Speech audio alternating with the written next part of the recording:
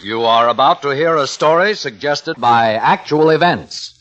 So that no innocent person shall suffer, names and places have been changed.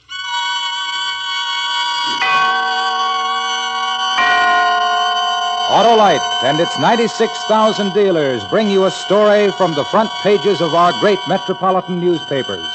A story taken from life. Tonight's presentation of Suspense. Tonight, Autolite presents Mr. James Mason as the greatest thief in the world. An astounding case drawn from the unclosed files of Scotland Yard.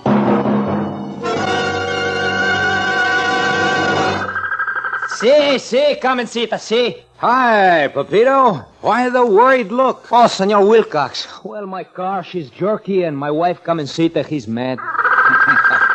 Oh, maybe it's worn out spark plugs. Come and see got spark plug? No. I mean, if your car's spark plugs are worn out, it's liable to hop the highway like a hiccuping hippo and start sluggish as a sleepy snail. But what to do, senor? Why, get that badly behaving buggy to your nearest Autolite spark plug dealer. His exclusive Autolite plug check indicator will show the exact condition of your spark plugs and whether they're right for your type driving. If cleaning or adjustments are needed, he's got all the equipment to give you the best spark plug service money can buy. See. But what if they are worn out? Then your Autolite spark plug dealer will install a set of standard or resistor type ignition-engineered Autolite spark plugs to give you smoother performance, quick starts, and gas savings. See your Autolite spark plug dealer soon, because you're always right with Autolite. And now, with the greatest thief in the world and the performance of Mr. James Mason, Autolite hopes once again to keep you in suspense.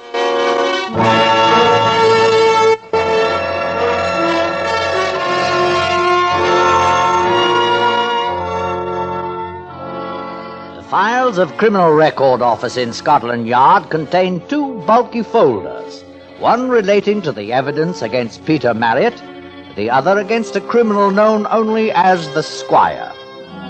Concerning Peter Marriott, we are in possession of a number of facts. Some we gained through our own investigations, others through interested parties. Concerning the Squire, we know a good deal less. That for some 5 years he committed jewel thefts amounting to £500,000 is common knowledge. That at no time until the end did we find one scrap of evidence is further stated in the file. The question that the Yard has not been able to satisfactorily answer is whether Peter Marriott and the Squire are one and the same. The case is a mathematical fantasy. For example, we know that Peter Marriott attended a shooting party in West Riding as the guest of Sir Leslie and Lady Banbridge. We know the gist of what transpired, but was the Squire present at that time?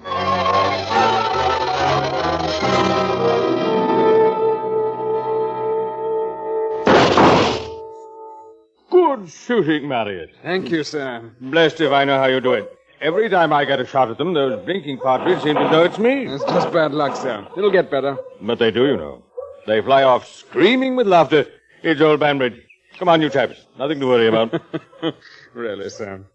Oh, well, perhaps tomorrow. I'm for a drink. Right you are. By the way, I've been meaning to ask you ever since you got here. Kept slipping my mind. Anything new in London about that Squire chap? I don't think so, sir. Not since his last haul. You've heard about him up here, too, eh? Who doesn't hear about him? It's a disgrace, I tell you. I've written a letter to the Times. Parliament should do something. I understand Scotland Yard's up a tree. Bunglers. Not like the old days. Catch the man and give him a horsewhipping, then send him to Dartmoor. That's what we would have done. They say he's quite clever. Clever? Nonsense. Papers are making a hero of the blighter. The Squire. Impudent Squire. Man, not a gentleman. Just a blasted little jewel thief. I don't imagine the Honourable Percy Pindell considers him little. Oh, yes, that was the last one, wasn't it? According to the paper, £20,000. An emerald necklace and 2 diamond rings. Percy's a fool. Always told him so, too. A child could have opened that safe of his. I'd like to see this Squire try his game with me. Be a different story, I can tell you. I imagine that it would. By the way, Didn't you tell me that you used to dabble in the diamond market? A few years ago, sir. Nothing much. Well, this evening, I must show you one or two nice little things I bought Lady Pamela in Italy. I'd love to see them, sir.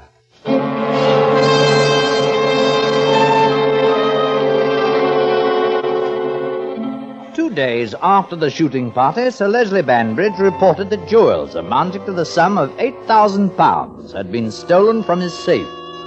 It was the squire's work. No prints, just the unmistakable methods that had tantalized us for 5 years. At that time, there was no more reason to suspect Peter Marriott than the other 18 guests, all of whom had seen the jewels in question. We know now that there was a girl in Peter Marriott's life. A girl whom we felt to be a rather odd acquaintance for a man in his position.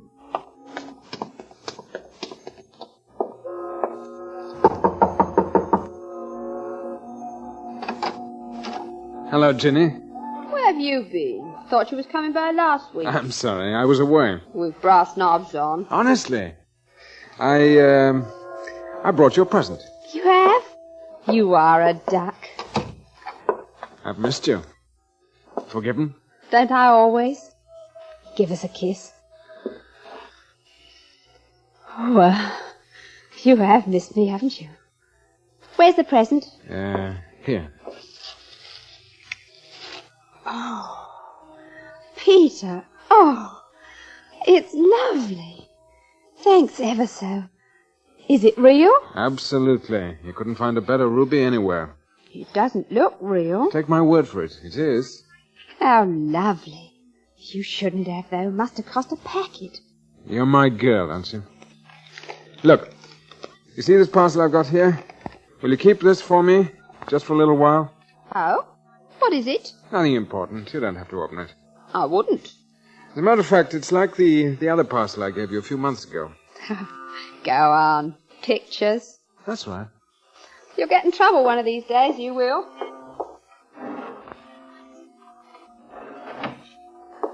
I don't believe you. I bet those aren't pictures in there. Oh? What do you really do? I mean, for a living. I've told you. Nothing very much. Stock exchange. I have some money. Why? I just wondered. What made you wonder? I think maybe you're a bit shady. What an odd thought. Is it? What makes it so odd? Why don't you ever take me nowhere? Why do you always have to meet here? Never go dancing nor nothing? Isn't it nicer this way? No, it ain't. You're ashamed of me because I'm not swell like you. Jenny, it isn't that. It's only that I want to be with you alone. What do you want me to say, then? I don't know. There's something funny about you. Oh? A man was here the other day. A man? Who? What do you mean? Oh, so there is something. Ginny, tell me about it. Oh, he was just asking about the gent what visited me last time. That was you, Peter. What did he say? I told him I wasn't in the habit of gassing with strangers and off it. What did he look like? Look here, I don't like the way you're talking, like a ruddy copper. I don't think I'm going to tell you anything. I'm sorry, Ginny. Please, go on. No, I don't feel like it. Now, look. I've got to know. It's important. Well, dial 999, ask the police.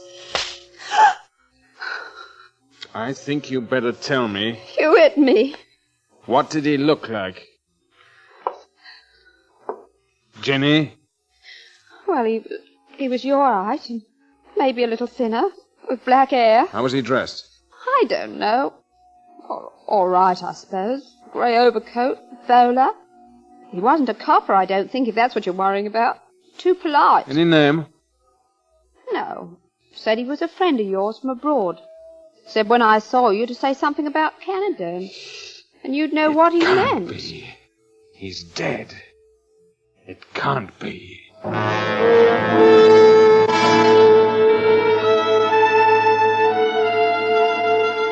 Immediately following the Banbridge robbery, the squire was inactive. We kept an eye out for the stolen jewels, but as in the past, there was no sign of them. However, we learnt one interesting fact, that Peter Marriott had attended several parties given by victims of the squire. Although it was a very slight chance and quite possibly coincidental, we felt it advisable to assign a plainclothesman to watch him. On September 7th, 1949, the detective made his routine report. Followed suspect to Lyon's tea shop, Notting Hill Gate. He sat at a corner table, alone. 5 minutes later was joined by another man. Was unable to hear the conversation.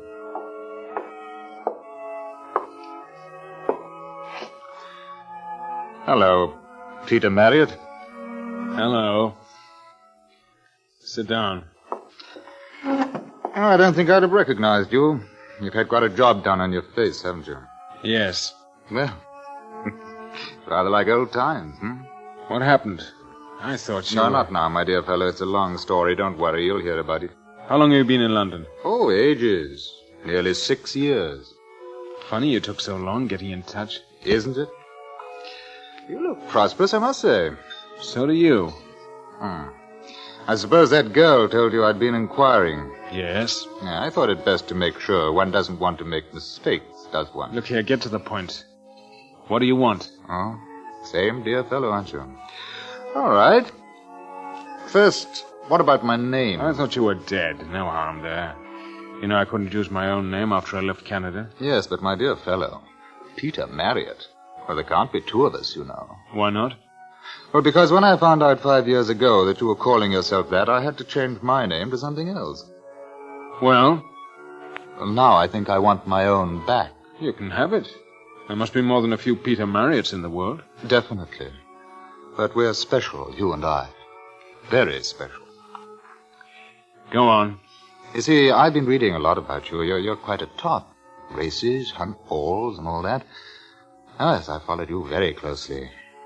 You can be of great help to me, old man. Great help indeed. What's the game? Oh, we can do business together. Just like old times. I don't think so. But I do. You and I. And the squire.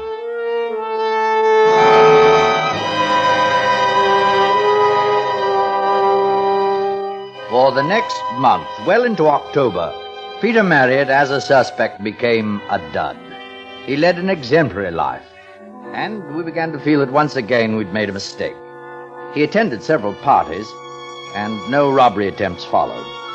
However, it was 2 days after a ball given by a wealthy sportsman that our detective assigned to Marriott made his report. October 28th. Suspect left his flat 5:30 p.m. and walked towards Tube Station. Followed but lost him. Cannot be certain whether this move was purposeful or not on his part. Is that the house? Yes. Well, you're not going to drive up to it, are you? Look here, I didn't ask you to come along, you know. No. I suppose you know what you're doing. You can stay here. There are lights on in there. 7's quarters. What do I say if a bobby comes along? See that switch under the dash? Mm-hmm. Flick it. Then step on the starter. The motor won't catch. You can say you're having motor trouble. All right.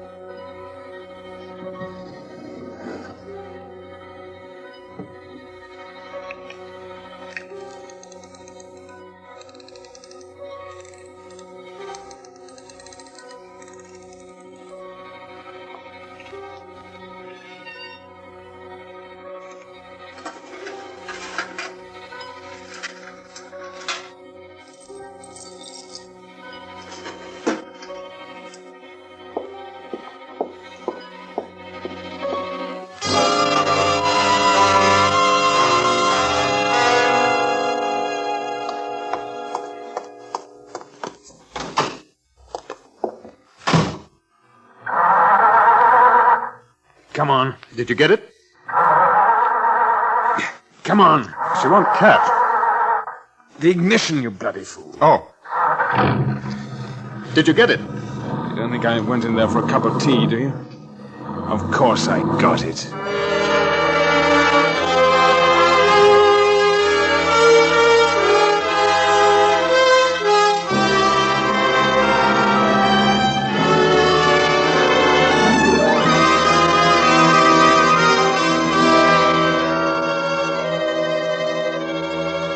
Autolite is bringing you Mr. James Mason with Pamela Calino in The Greatest Thief in the World. Tonight's production in radio's outstanding theater of thrills, Suspense.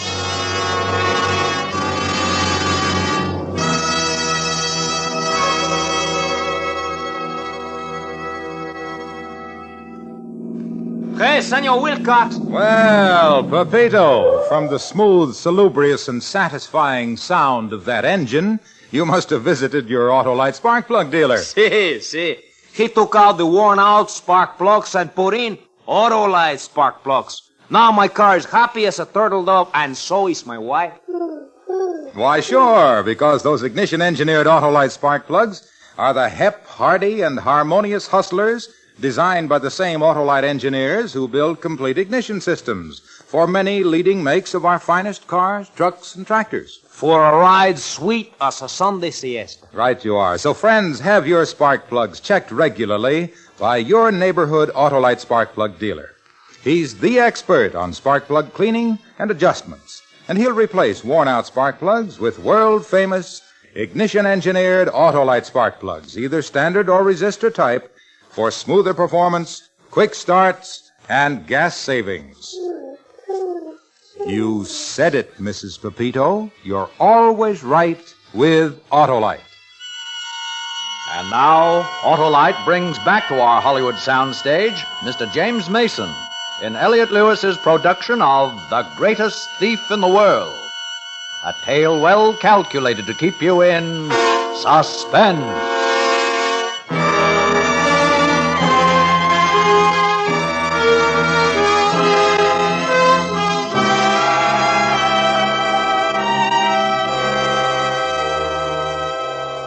Once again the squire had struck, this time to the tune of 14,000 pounds in Oriental jewels. Once again the resources of Scotland Yard were unable to discover one shred of evidence.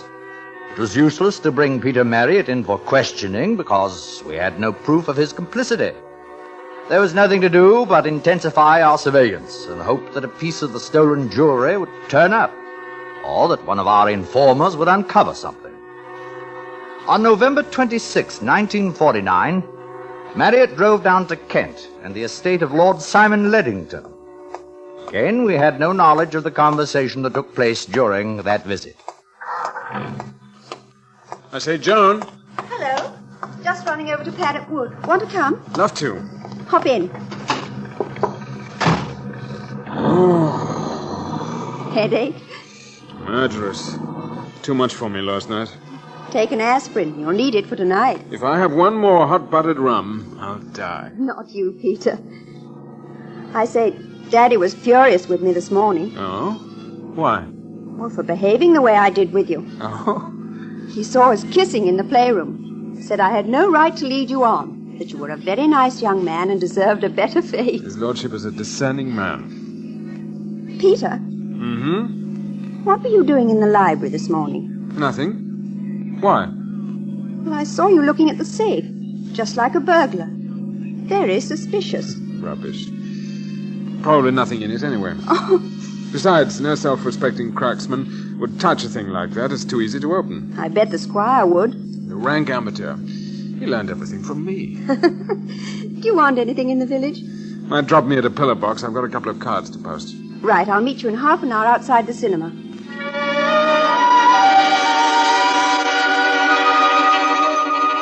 Our man followed Marriott when he left Lady Joan Leddington's car in Paddock Wood. He posted 2 cards, then strolled down the road to the Hotel Rackham. He entered there and went into the tavern. Our man remained outside. What'll you have, sir?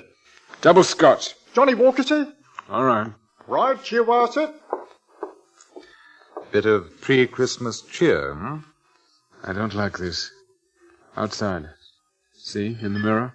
Hmm. I think it's a man from the yard. I've noticed him hanging about. Well, that won't do at all. What does it look like in the house? What the devil should I know? Give me time, can't you? A bit touchy, aren't you? My dear old boy, in this business one can't get nervy. You ought to know that. You should have stayed in London. No, it's better this way. We can keep an eye on one another, Oh, that's not buck you up. Double Scotch, sir.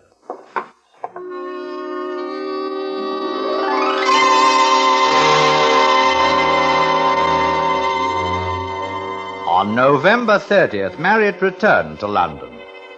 We had an idea that he'd contacted someone in Rackham Hotel Tavern, possibly the elusive stranger we knew to be meeting Marriott from time to time. In any event, we kept a man at Paddock Wood. No attempt was made during the next 3 weeks upon Lord Lettington's house, and we could do nothing but wait. On December 21st, it was noted that Peter Marriott visited Virginia Hibbert in Hammersmith at a late hour. You really have no consideration for me at all, really. You haven't found time of night to come calling. I'm sorry, Ginny, but I had to talk to you. Oh? What's up? Please listen. I may have to go away. I may not be able to see you again. Not ever? Ever. You're a good girl. Sometimes I haven't been kind, but I've always known that I could trust you. It hasn't just been making use of you. I hope not. Ginny, that man who came to ask you about me. Has he got something to do with it? Yes. I knew him a long time ago in Canada. Oh. We worked together. It was in a mining town. One night there was a game, a poker game. It ended in a fight. My face was badly slashed, and I shot a man. Lummy. I ran away, and a doctor did a plastic surgery job on my face. I changed my name, too. The bloke who came back, is he the one you... No. The man I shot was a miner. The fellow who came back was the one I worked with. I thought he'd been killed in the fight. Oh. Now you see why I was afraid when you told me about him. He knows about that man that I killed. The dirty rotter blackmailing you, eh? Yes, that's right, Ginny. I'm going to have to do something about it. The police are following me. So you see, I can't let this thing go on. There's some money in here. I want you to take it. You don't have to do that. You've treated me all right. I don't want your money. I don't want you to go away. It's for you. There's £1,000 here. No. Take it, Ginny, and get out of London. Go to some nice little town and get married. No. I want to be with you. Take me with you. I could learn to be a lady. Honest, I'd try. You are. Don't worry about that. Dear Ginny. Don't go, Peter. Don't go, please. Maybe I'll come back. And if I do, I'll look for you. Truly? Truly. Give us a kiss.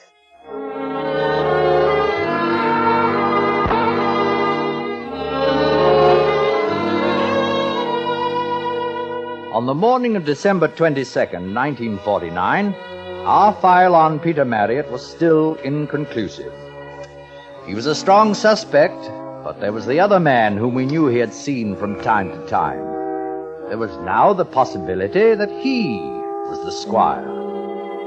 We expected an attempt on Lord Lettington's house and kept our detective in Paddock Wood. That same night, on the 22nd, Lord Lettington's safe was opened and a large amount of currency as well as jewelry was stolen. The plainclothesman we'd left to guard the estate was later found unconscious in some bushes. You were an idiot to come back to the hotel. They'll be looking for you. Or you? Quite a haul. I like the paper best. Diamonds are pretty, but they're a bloody nuisance to get rid of. You won't have to worry about that anymore. Oh? I'm fed up. Things were all right with me before you showed up. But think how much nicer it is for me. You've been such a help. I can do so much better business with you. It's finished. Oh, come on now. You'll feel better after a drink. We'll have to get away from here. At least you'll have to. I imagine half of Scotland Yard will be here soon. What about that detective? I put him out. He'll live. Not a very nice Christmas present, I'm afraid. Ah, here we are. Cheers. I meant it, you know. About us. No, you didn't. Because you wouldn't like people to know, would you? It doesn't matter. Oh, but it does. What do they do to murderers in Canada? Hang them? Or that delightful American system, electricity? You're a fool. Do you think I've spent these years getting where I have to allow you to come along and muck it up? You've had it too soft, Peter. You're spoiled. You're the one who's had it soft. I could talk, too. You know, I have an idea that you're threatening me. That's not very healthy, is it? No. I shouldn't try it, Peter. Whatever you're thinking. Turn around. Why? I don't want to shoot you in the back. Is that what you're going to do? Kill me? Turn around. Don't do it, old boy. I have a gun, too. I'll count 3. 1. I was always a better shot than you, remember? 2. The last chance. Put down your gun. 3.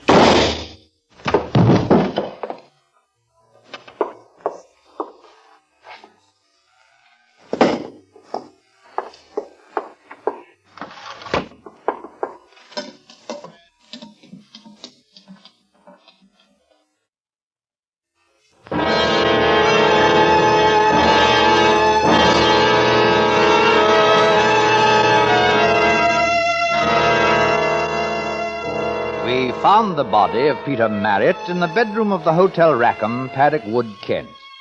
He'd been shot once through the head, and the pistol lay by his side. The jewels stolen from Lord Leddington's safe were on the dressing table. The currency was missing. However, there were 1 or 2 points still left unanswered. The gun was devoid of fingerprints. The deceased was not wearing gloves at the time his body was discovered. There was further the question of an open window and marks on the sill. Scotland Yard still is not certain who went through that window. An unknown assailant or the squire?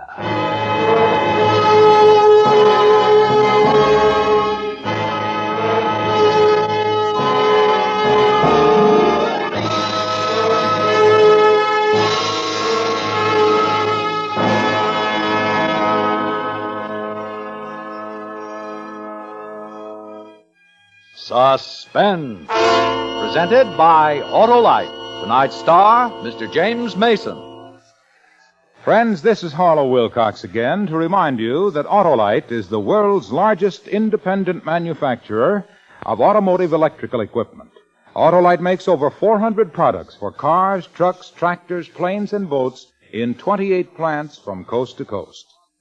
These products include world-famous ignition-engineered Autolite spark plugs, which are carried by your neighborhood Autolite spark plug dealer.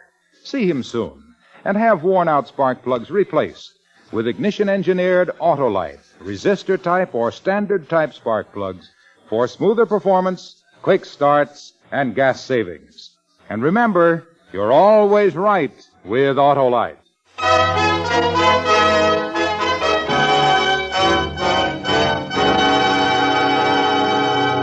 Next week on Suspense, another play suggested by actual events. The Case for Dr. Singer. The story, Atomic Spies in the United States Today. How they operate, how they are caught. Presented on Suspense.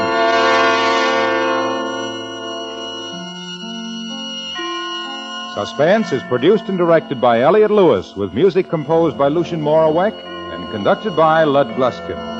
The Greatest Thief in the World was written for Suspense by Anthony Ellis. Featured in tonight's play were Pamela Colino, Joseph Kearns, Ben Wright, Eileen Erskine, Raymond Lawrence, and Ted Osborne. James Mason will soon be seen in his own production, Lady Possessed, in which he appears with Pamela Colino.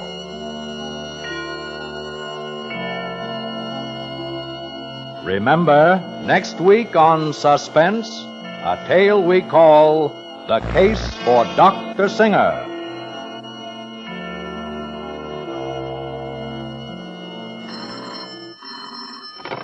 You can buy world-famous Autolite resistor or standard-type spark plugs, Autolite stay-full batteries, Autolite electrical parts at your neighborhood Autolite dealers. Switch to Autolite. Good night. Do you have friends or relatives living abroad? If so, write them frequently, telling of the advantages and liberties you enjoy as Americans. Your letters are an effective weapon against hostile propaganda that seeks to give the wrong impression of our country. Do your part with your Letters from America. This is CBS, the Columbia Broadcasting System.